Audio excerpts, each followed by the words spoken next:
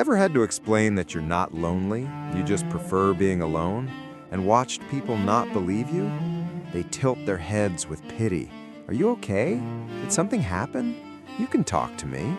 As if choosing solitude is a cry for help. As if being comfortable alone means something's wrong with you. Maybe you felt that pressure. Friends offended when you decline invitations, family worried you're isolating, society treating alone time like a red flag instead of a preference. And when you say, "I'm genuinely happy alone," they respond, "But humans are social creatures. You'll regret it when you're older. Don't you get bored?" Marilyn Monroe, despite being surrounded by millions, understood something profound. Restoration happens in solitude. And for some people, being alone isn't the absence of connection, it's the presence of peace. It's not running from people, it's running toward yourself. Preferring to be alone isn't about hating people or being broken.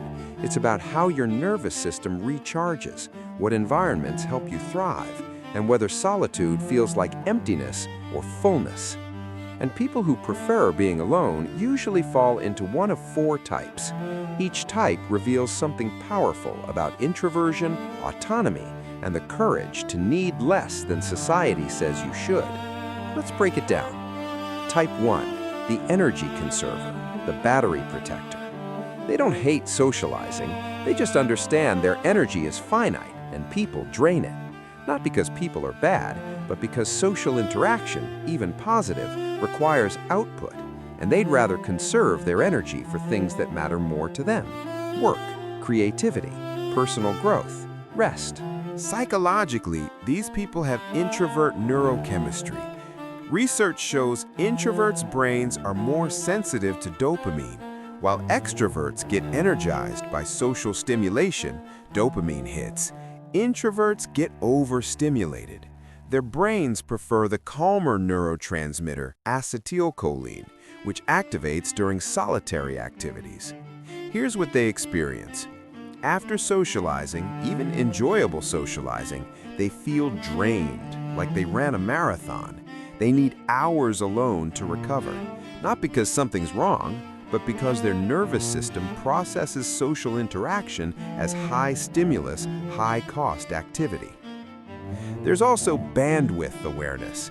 They know exactly how much social energy they have on any given day, and they protect it carefully. Declining invitations isn't rejection, it's resource management. They're not being antisocial, they're being self-aware.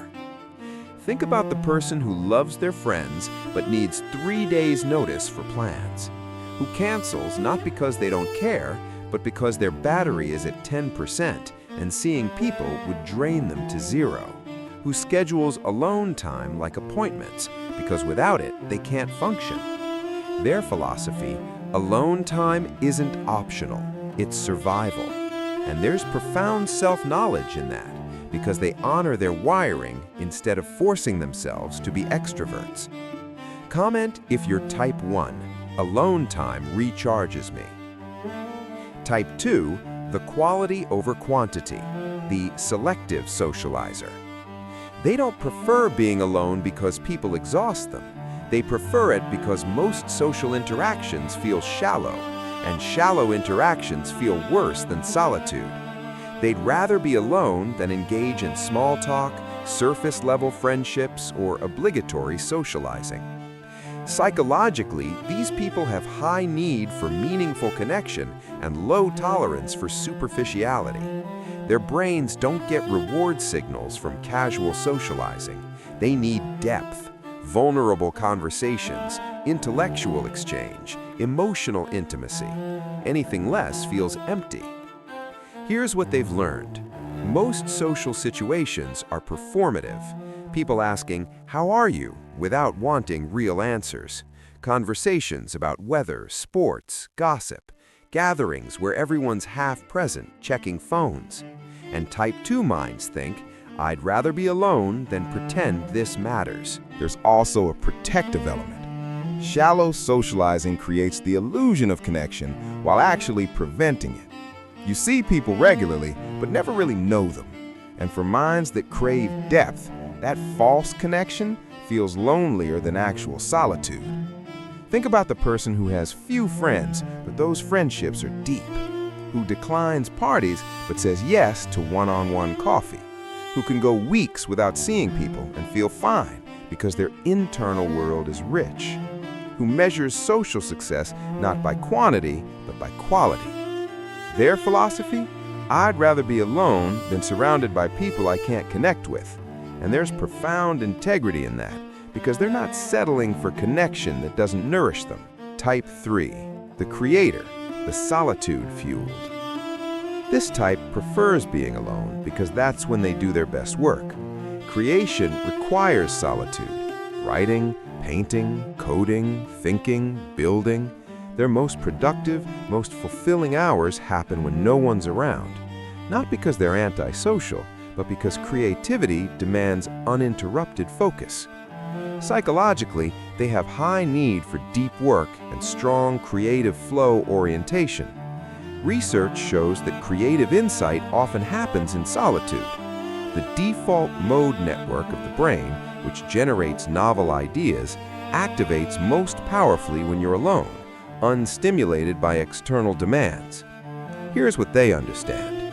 People are interruptions to flow state, even well-meaning people. A conversation breaks concentration that took an hour to build. A text disrupts a thought process. Social plans fragment the long, uninterrupted blocks of time creation requires. There's also identity integration. For them, their work is their life, not in an unhealthy way, but in a fulfilling way. They're happiest when creating, and creating requires solitude. So preferring to be alone isn't isolation, it's alignment with what makes them feel most alive.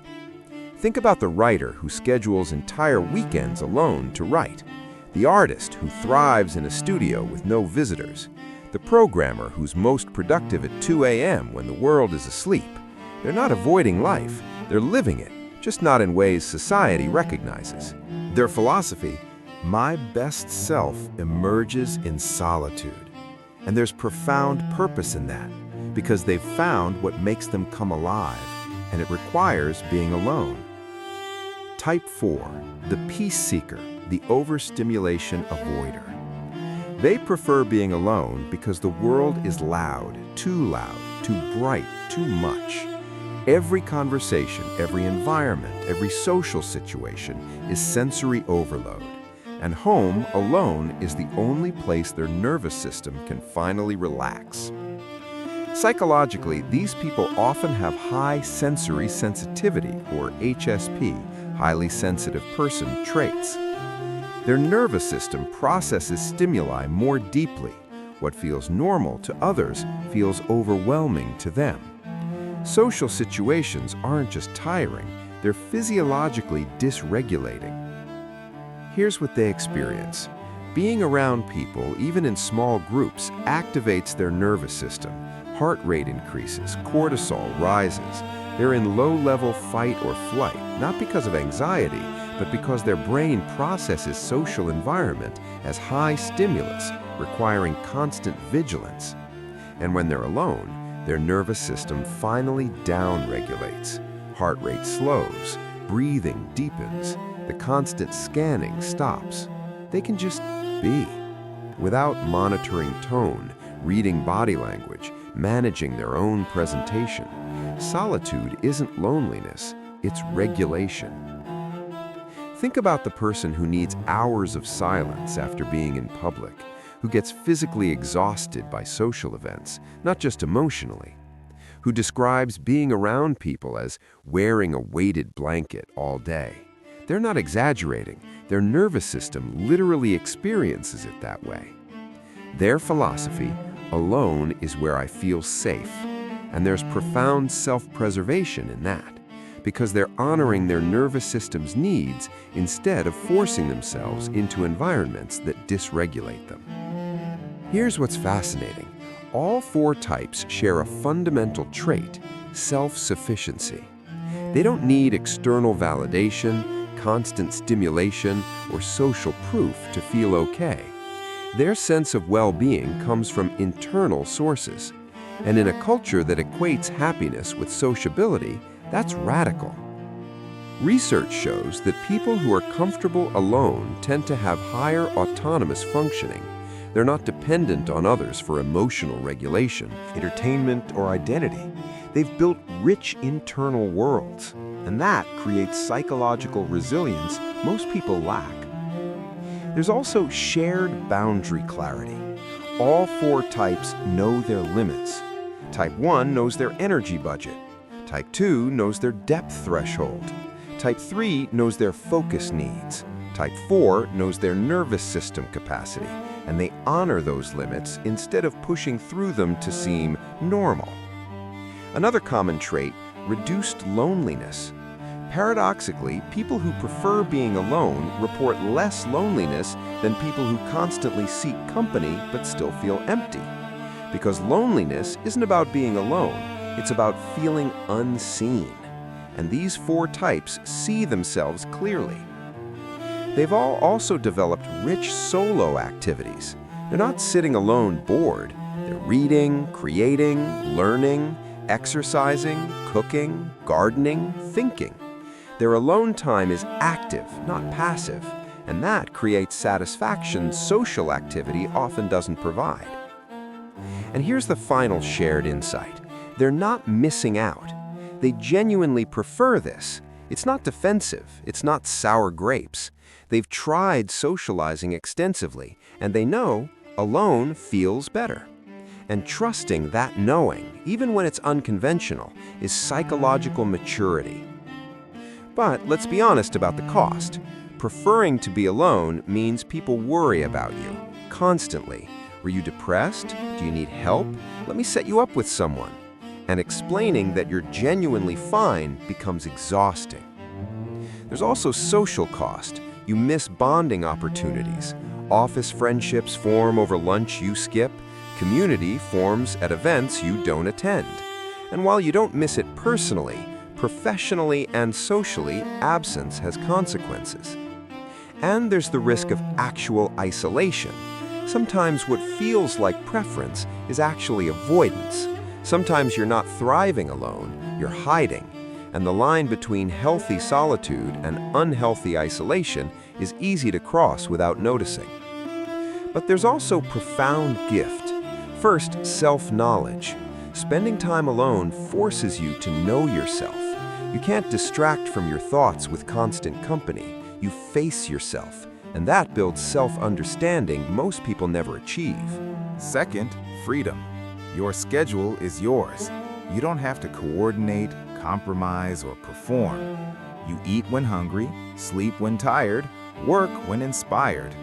Your life follows your rhythm, not social obligations. Third, peace. Without constant social stimulation, your nervous system stays calm. You're not in chronic low-level stress from managing social dynamics. You exist in baseline peace, and that affects everything: sleep, health, mood, clarity. Fourth, authenticity. When you're alone, you don't have to perform any version of yourself. You're just you, and that creates profound self-acceptance. You're not measuring yourself against others or modifying behavior for social approval. And maybe most importantly, depth. Solitude creates space for deep work, deep thought, deep feeling. You're not skimming the surface of life, you're diving. And that depth creates meaning shallow social life rarely provides. Here's the key insight. Preferring alone doesn't mean always alone. The healthiest approach is conscious balance. Even introverts need some connection. Even creators need breaks from solitude. Even HSPs need gentle social interaction. Ask yourself honestly, am I choosing solitude because it serves me or because I'm avoiding something? Am I thriving alone or am I hiding? Do I have at least one deep connection or am I completely isolated? The answers reveal whether your preference is healthy or defensive. The balance might look like mostly alone with occasional meaningful social time, one deep friendship maintained, family visits in small doses, solo work punctuated by collaborative projects. The key is intention, not rigid rules. and respect both preferences. Some people thrive in constant company. They're energized by socializing, drained by solitude. That's valid. You thrive in solitude, drained by socializing. Also valid. Neither is superior, just different nervous systems, different needs. Because at the end of the day, the goal is well-being, and well-being doesn't have one formula. For some, it's parties and people. For others, it's books and silence. Know what works for you and honor it, even when it's unconventional. So, which type are you? The energy conserver? The quality over quantity? The creator? The peace seeker? Maybe you're a mix of them all. Whatever you are, understand this. Preferring to be alone doesn't make you broken, antisocial, or destined for regret. It makes you self-aware. You know what nourishes you, and you choose it, even when society pressures you toward constant socializing. The world will tell you something's wrong, that you need to get out more, that you're missing life. But you're not missing life, you're living it differently, and differently doesn't mean wrong. Comment below which type you are. Share this with someone who also prefers solitude. And this week, honor your need for alone time without guilt or explanation. Because fulfillment doesn't require constant company. It requires living in alignment with your actual needs. Welcome to your chosen solitude.